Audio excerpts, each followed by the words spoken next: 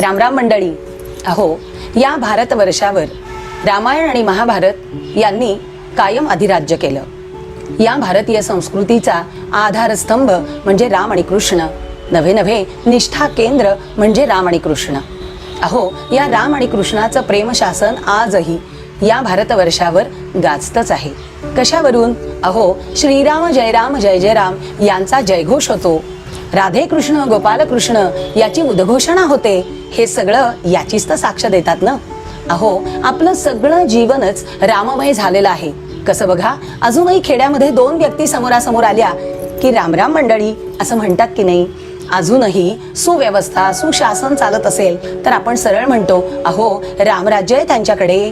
आणि काहीही नसेल तरी सुरळीत चाललंय तर आपण सहज म्हणतो सगळं जग राम भरोसे. घटाघटात राम भरला आहे हे सर्व व्यापकत्व सांगितलं जातं. तो शब्दप्रयोगही रामाचं अस्तित्व मान्यच करतो की नाही? असे राम या भूतलावरती चैत्र शुद्ध नवमीला अवतरण झाले भर 12 वाजता. आधी व्याधी उपाधी यांनी जेव्हा जीव तप्त होतो त्याच वेळेला या जीवाला शांती आणि समाधान देण्यासाठी पावित्र्य आणि प्रेम यांची एकत्र असणारी पुंजी या भूतलावरती प्रभू रामाच्या रूपानं अवतरते.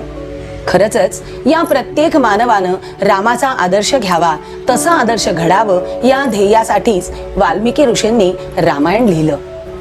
त्यांची लेखणी, त्याचं ध्येय नेमकं काय असेल बरं? एकच, माझ्यातला राम जागा व्हावा. यासाठीच तर वाल्मिकी ऋषींनी लेखणी हाती धरली.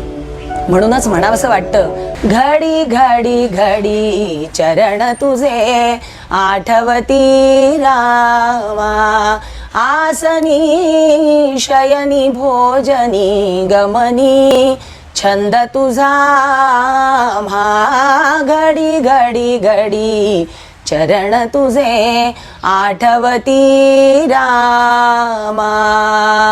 राम राम मंडळी.